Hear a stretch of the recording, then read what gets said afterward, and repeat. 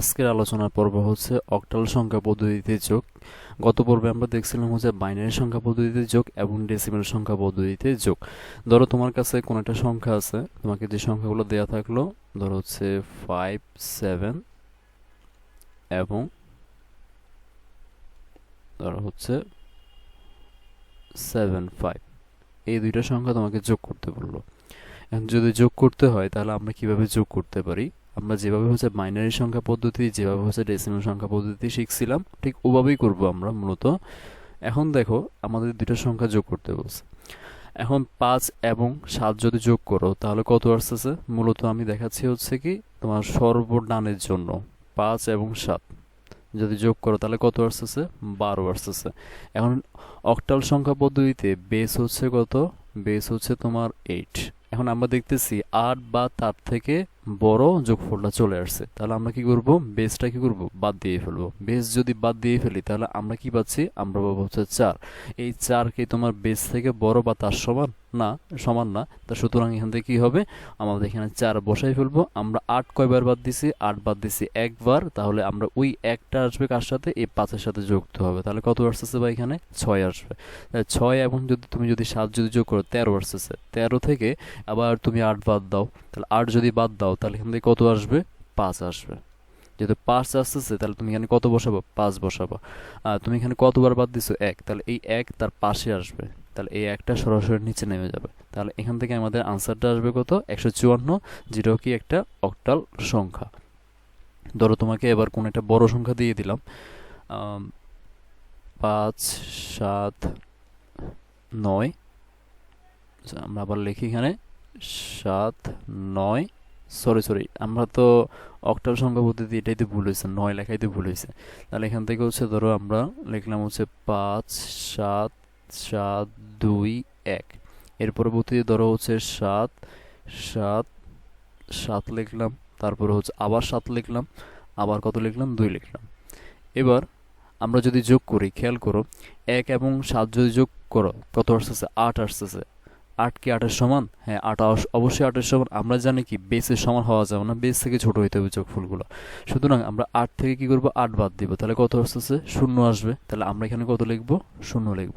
কয়বার বাদ দিছি আমরা? একবার বাদ দিছি। যেহেতু একবার বাদ দিছি তাহলে এই 1 এর সাথে যুক্ত হবে, তাহলে কত আসবে? 3 আসবে। 3 এবং 7 যদি যুক্ত করো তাহলে কত আসতেছে? 10 আসতেছে। 10 থেকে 8 বাদ দাও, 2 আসবে। তাহলে এখানে আমরা কত বসাবো? 2 বসাবো। একবার বাদ দিছি, তার মানে এটার সাথে কত যুক্ত হবে? 1 যুক্ত হবে। 1 যদি যুক্ত হয়ে যায় তার মানে এখান থেকে কত? 8 আর 15। 15 থেকে আমরা কত বাদ দিব? 15 থেকে আমরা 8 বাদ দিব। 15 থেকে যেহেতু 8 বাদ দিলাম তাহলে কত আসবে ভাই? 7 আসবে। তাহলে কি আমরা 7 কিন্তু বেস থেকে ছোট, তাহলে আমরা ডিরেক্ট 7 বসাই দিব। কতবার বাদ দিছি? আমরা একবার বাদ দিছি। তাহলে একবার যদি বাদ দিয়ে ফেলি তাহলে আমরা কি করব? 7 এর সাথে আবার 1 যোগ করব, 8। আবার 15, 15 থেকে আবার 8 বাদ দিব, তাহলে 7 আসবে। তোমার হচ্ছে কি আবার এই 1 এর সাথে যুক্ত হবে, তোমার কত আসতেছে? 6 আসতেছে। 6 এবং 8 চলে আসলো। 8 যদি চলে আসে তাহলে তুমি এটা থেকে আবার 8 থেকে 8 বাদ দিবা, 0 আসবে।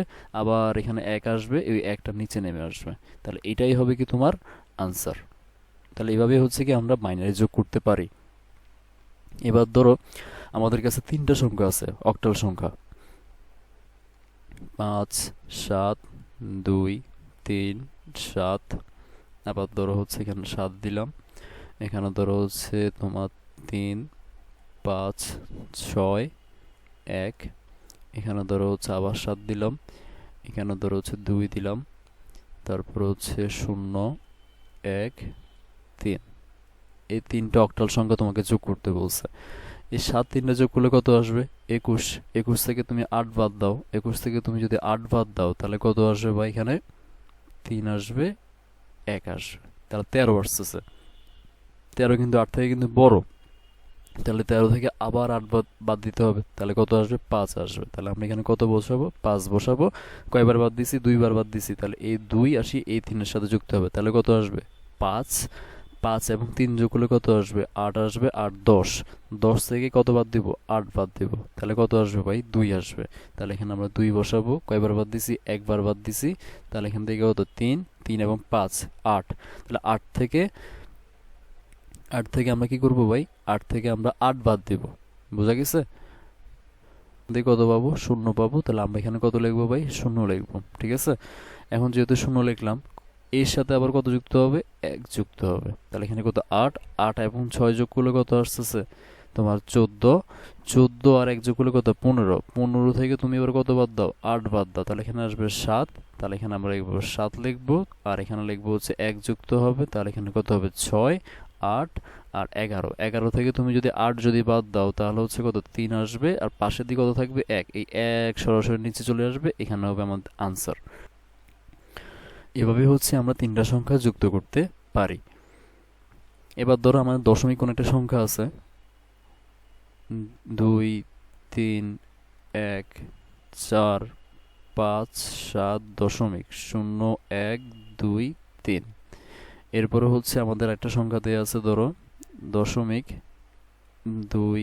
7, 6, 5, এখানে ধরো হচ্ছে 2 দিলাম, 3, 2, 4, 6, 5। এই আমাদেরকে বললো এই দশমিক সংখ্যাগুলো যোগ করতে। সবাই কিন্তু অক্টাল সংখ্যা, সবাই কি সংখ্যা এখানে অক্টাল সংখ্যা, সবাই কিন্তু অক্টাল সংখ্যা, অক্টালে যোগ শিখবো। যেহেতু হচ্ছে 3 এবং 5 যোগ করলে কত আসতেছে 8 আসতেছে, 8 থেকে 8 বাদ দিলে কত আসবে 0 আসবে, তাহলে আমরা কত লিখবো 0 লিখবো। আবার ঠিক অনুরূপভাবে এখানে এই 1 এর সাথে যুক্ত হচ্ছে, তাহলে এখান থেকে কত হবে 3, 3 এবং 6 যোগ করলে কত 9, 9 থেকে যদি 8 বাদ দাও তাহলে এখানে কত বসবে 1 বসবে। কয়বার বাদ দিছি, একবার বাদ দিছি। ঠিক অনুরূপভাবে তোমার হচ্ছে কি এখানে আবার 1 যুক্ত হবে, 1 যেহেতু যুক্ত হয়ে যাবে এখানে হবে 2, 2 এবং 7 যোগ করলে কত আসবে 9, 9 থেকে 8 যদি বাদ দাও তাহলে কত আসবে 1 আসবে। তাহলে ঠিক এখানেও আবার কি হবে 1 যুক্ত হবে, যেহেতু 1 যুক্ত হয়ে যাবে এখানে টোটাল কত হবে 4 হবে। বুঝা গেল?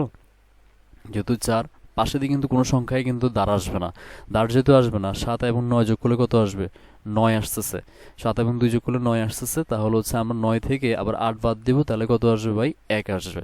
বুঝা গেছে? তাহলে 1 যেহেতু আসতেছে তাহলে আমরা কি করতে পারি ভাই, আমরা পাশে দিয়ে আমরা কি করতে পারি আবার 1 দিতে পারি। যেহেতু একবার বাদ দিছিলাম তাহলে এখান থেকে কত আসবে 6 আসবে, 6 থেকে আর 3 যোগ করে 9, 9 থেকে 8 বিয়োগ করলে 1, আবার এখানে কত আসবে ভাই 1 আসতেছে। তাহলে যেহেতু 1 আসতেছে তাহলে এখান থেকে কত 5 হবে, 5 এবং 2 যোগ করলে 7 আসবে। এখানে কোনো ধার নাই কিন্তু, তাহলে এটা থেকে কত হবে 1 এবং 5 যোগ 4 যোগ করলে 5 আসবে। অনুরূপভাবে 3 এবং 5 যোগ করলে কত আসতেছে 8 আসতেছে, 8 থেকে তুমি 8 বাদ দাও, মানে 8 থেকে 8 বাদ দিলে 0, তার মানে হাতে কত ভাই 1 আসতেছে। যেহেতু 1 আসতেছে তার মানে এখান থেকে কত 3, 9, 9 থেকে তুমি 8 বাদ দাও, 9 থেকে তুমি 8 বাদ দাও তাহলে কত আসবে 1 আসবে, তুমি 1 বসাও, আর হাতে থাকে 1, এই একটা সরাসরি নিচে বসাই ফেলো। এভাবে হচ্ছে কি আমরা বাইনারি যোগের মতো বা ডেসিমেল সংখ্যা পদ্ধতি যোগের মতো আমরা হচ্ছে বেস বাদ দিয়ে আমরা অক্টাল সংখ্যা পদ্ধতি কি করতে পারি, যোগ করতে পারি। আজকের ক্লাসটি এতটুকু পর্যন্তই, ধন্যবাদ।